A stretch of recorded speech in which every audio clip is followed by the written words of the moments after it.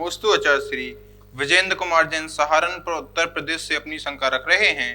क्या आहार दान देना मुनियों को ही आहार कराना कहलाता है? क्या हम किसी गरीब को खाना खिलाकर आहार दान दे सकते हैं? क्या वो आहार दान में ही आएगा? दान जो है उत्तम, मध्यम और जघन्य पात्रों को दिया जाता है। उत्तम पात्र मुनि हैं, मध्यम पात्र देशप्रति, श्रावक, एलक, क्षुल्लक आदि हैं, और जघन्य पात्र जो हैं अविरत, सम्यक दृष्टि। इस प्रकार से आपके नगर में मुनिराज देशप्रति हों तो उनको आप आहार दान दीजिए, अथवा कोई अविरत सम्यक दृष्टि है, अर्थात जो आपको व्यवहार सम्यक दृष्टि लगता है, देव शास्त्र गुरु के अलावा वो किसी और को नमस्कार, पूजन या अन्न कार्य नहीं करता है, मिथ्यात्व का त्याग है, ऐसे व्यक्ति को आप आहार करा करके दान का पुण्य कमा सकते हैं। इसके अलावा यदि ये भी कोई ना हो तो फिर जो गरीब आदि हैं उनको आप आहार दान नहीं, दया के भाव से भोजन आदि करा सकते हैं। गरीबों को तो भोजन कभी भी करा सकते हैं, मुनिराज हों तो और ना हो तो कराना भी चाहिए। उनके लिए भूखे को भोजन मिल जाए, इससे अच्छी बात और क्या है। ये दया का काम है, ये करुणा का काम है। रत्नात्रय मंदिर द्वारका में आचार्य विद्यानंद अन्नपूर्णा योजना के अंतर्गत प्रतिदिन गरीबों को वहाँ पर निःशुल्क भोजन वितरण भी होता है। ऐसे कार्य जैन समाज को और जैन लोगों को नियम से करना चाहिए, पर ये दान की श्रेणी में नहीं, ये दया की श्रेणी में आएगा। नमोस्तु आचार्य श्री राजकुमार जैन शिवपुरी मध्य प्रदेश से अपनी शंका रख रहे हैं। त्रस जीव 2, 3, 4, 5 इंद्रिय होते हैं, उन्हें सटकाए में एक ही त्रस माना है जबकि स्थावर को 5 माना है, ऐसा क्यों? सटकाय जीव मतलब 6 प्रकार के शरीरधारी जीव, उसमें 5 स्थावर और एक त्रस। त्रस में तो 2 इंद्रिय, 3 इंद्रिय, 4 इंद्रिय और 5 इंद्रिय। इस प्रकार से त्रस को एक में ही गिन लिया, ठीक है ना। और बाकी जो 5 स्थावर को पृथ्वी, जल, अग्नि, वायु और वनस्पति, इसको अलग अलग बताया है। देखिए वो इसलिए कि जो 5 स्थावर हैं, ये 5 स्थावर पृथ्वी, जल, अग्नि, वायु, वनस्पति, इनकी महत्ता बताने के लिए कि पृथ्वी के बिना, जल के बिना, अग्नि के बिना और वनस्पति के बिना ये 2 इंद्रिय, 3 इंद्रिय, 4 इंद्रिय, 5 इंद्रिय का अपना कोई अस्तित्व नहीं रह जाता है। क्योंकि 2 इंद्रिय, 3 इंद्रिय, 4 इंद्रिय, 5 इंद्रिय को पृथ्वी चाहिए, जल भी चाहिए, वायु भी चाहिए, वनस्पति भी चाहिए। तो इस प्रकार से 5 चीज़ों की आवश्यकताएं पड़ती हैं। इसलिए जीव जो नियम से 5 स्थावरों का इस त्याग भी नहीं कर पाता है। देखिए अवरक सम्यक दृष्टि जो है वो 5 स्थावर का त्याग नहीं कर पाता है, ठीक है ना, उनकी हिंसा का। तो उनका अच्छी तरह से ज्ञान कराने के लिए कि वृथा रूप से इनका श्रृंगार न करना, इनको व्यर्थ ही नुकसान नहीं पहुंचाना, क्योंकि ये भी जीव हैं। 2 इंद्रिय आदि को तो सभी मानते हैं कि ये जीव हैं चलते फिरते, लेकिन ये 5 इंद्रिय जो हैं स्थिर रूप से जो रह रहे हैं ये भी जीव हैं। तो इनका विशेष ज्ञान कराने के लिए आचार्यों ने स्थावर के 5 भेद गिने और त्रस को एक में करके सटकाए जीव बना दिया। नमोस्तु आचार्य श्री विद्या गुलकरी अकोला महाराष्ट्र से अपनी शंका रख रहे हैं। मेरे मन में प्रथम प्रतिमा लेने के भाव हैं, लेकिन मुझे डायबिटीज और बीपी की बीमारी है जिससे मुझे एलोपैथिक दवा लेनी पड़ती है, तो क्या हम प्रथम प्रतिमा के व्रत ले सकते हैं? देखिए यदि आपको डायबिटीज़ आदि बीमारी है तो एलोपैथिक दवा से ही वो ठीक होती, ऐसा नहीं है। आयुर्वेदिक दवा में भी बहुत इसमें दवाइयाँ हैं जिसके माध्यम से डायबिटीज़ जो है कंट्रोल होती है। ऐसे बहुत सारे त्यागी व्रती हैं, मुनिराज भी हैं जिनको शुगर आदि है, तो वो तो खाने पीने में कंट्रोल करते हैं। दूसरी बात, आयुर्वेदिक ऐसी चीज़ें बनती हैं जिसके कारण वो डायबिटीज़ भी क्या हो जाती है, कंट्रोल में आ जाती है। आप इंद्रिय आसक्ति को छोड़ें, मीठा आदि को बिल्कुल छोड़ दें और ऐसे आयुर्वेदिक लें जिससे आपका शरीर स्वस्थ रहे, जिससे आपको प्रतिमा आदि लेने में कोई बाधा ना हो।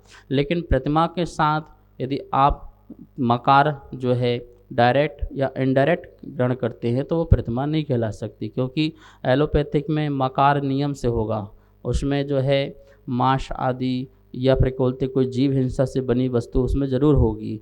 तो जिसके कारण यदि आपका अष्ट मूल गुणों का ही त्याग नहीं होगा तो प्रतिमा में कैसे होगी, क्योंकि पहली प्रतिमा का नियम है अष्टमूल गुणों और सप्तव्यसन का त्याग। अष्टमूल गुण मतलब क्या, 3 मकार 5 उदंबर का त्याग और सप्तव्यसन का त्याग और सम्यक दर्शन की शुद्धता, ये पहली प्रतिमा कहलाती है। तो इस पहली प्रतिमा के लिए आपको 3 मकार का त्याग तो करना ही पड़ेगा। अब 3 मकार का त्याग नहीं करेंगे, दवाई में कोई ना कोई मकार आ ही जाता है, कोई या तो शहद आ जाती है या कोई भी मकार आ जाता है, जिसके कारण प्रतिमा भंग हो जाएगी। इसलिए आपको हमेशा इसकी वस्तु छूट जाए, इसके लिए आपको प्रयास करना चाहिए। नमोस्तु आचार्य श्री। सुनीता जैन गया बिहार से अपनी शंका रख रही हैं, पंचमेरु में सुदर्शन मेरु के अलावा अन्य 4 मेरु में क्या भगवान का जन्माभिषेक होता है? सभी मेरु में ही भगवान का अभिषेक होता है। सुदर्शन मेरु में तो जम्बूद्वीप संबंधी जो भरत क्षेत्र, ऐरावत क्षेत्र या विदेश क्षेत्र में तीर्थंकर जन्म लेंगे उनका होगा, और धातकी खंड में जो 2 मेरु हैं उनमें वहाँ के भरत, ऐरावत और विदेश क्षेत्र में उत्पन्न होने वाले तीर्थंकरों का वहाँ पर अभिषेक होगा। और पुरुषार्थ द्वीप में जो 2 मेरु हैं तो वहाँ के भरत, ऐरावत और विदेश क्षेत्र के तीर्थंकर उत्पन्न होने वालों का अभिषेक होगा। इस प्रकार से 5 मेरु में ही भगवान का अभिषेक होता है। नमोस्तु आचार्य श्री। ऋतु जैन नीलम बस वाले पहाड़ी धीरज दिल्ली से अपनी शंका रख रही हैं, विदेह क्षेत्र, अक्षय क्षेत्र और सिद्ध क्षेत्र में क्या अंतर होता है? विदेह क्षेत्र तो सप्त क्षेत्रों में से एक क्षेत्र है, जैसे भरत, ऐरावत क्षेत्र है, ऐसे ही विदेह क्षेत्र है जहाँ पर चतुर्थ काल होता है और तीर्थंकरों का सद्भाव पाया जाता है, वो विदेह क्षेत्र कहलाता है। सिद्ध क्षेत्र और अक्षय क्षेत्र जहाँ से किसी भी जीव का मोक्ष हो जाता है वो स्थान सिद्ध क्षेत्र कहलाता है, जैसे संबेश शिखर, गिरनार जी, ठीक है ना, ये कहलाते हैं सिद्ध क्षेत्र। किसी भी मुंडाज का भी वहाँ से मोक्ष हो जाए तो वो भी सिद्ध क्षेत्र ही कहलाता है। और अतिशय क्षेत्र जैसे मोक्ष कल्याणक को छोड़ करके अन्य कल्याणक तीर्थंकर के हुए हैं तो वो अक्षय क्षेत्र, अथवा कहीं पर कोई अक्षय हुआ हो, प्रतिमा के द्वारा देवी देवताओं के द्वारा भूगर्भ से प्रतिमा प्रकट हुई हो, इस प्रकार से अनेक प्रकार से अक्षय चमत्कार हुए हों तो उस क्षेत्र को अतिशय क्षेत्र कहते हैं। नमोस्तु आचार्य श्री। निधि जैन कनाडा से अपनी शंका रख रही हैं, क्या भोजन करने के बाद अभिषेक कर सकते हैं? भोजन करने के बाद अभिषेक कर सकते हैं, पर उसकी एक व्यवस्था है शास्त्र में। आपको भोजन करने के बाद पुनः स्नान करना पड़ेगा, सुबह का स्नान नहीं चलेगा। ध्यान रखना, भोजन के बाद, निहार के बाद और जो आरंभ सारंभ जिनने कार्य किए हैं, झाड़ू पोंछा आदि, भोजन बनाया है, ऐसे काम करने के बाद यदि आपको अभिषेक करना है तो आपको पुनः स्नान करना पड़ेगा। स्नान करने से आपकी पुनः शुद्धि हो जाती है। जैसे कभी आपके यहाँ रथ यात्रा निकलती है, शोभा पालकी निकलती है, तो उसमें भगवान को अपन ले जाते हैं दोपहर के समय 1 बजे 2 बजे, तो वहाँ भी अभिषेक करते हैं ना अपन। भोजन तो सुबह कर लेते हैं, तो पर क्या करते हैं, आप पुनः स्नान करते हैं और स्नान करने के बाद फिर भगवान का अभिषेक कर सकते हैं, तो दोबारा शुद्धि आपकी होगी, ठीक है ना।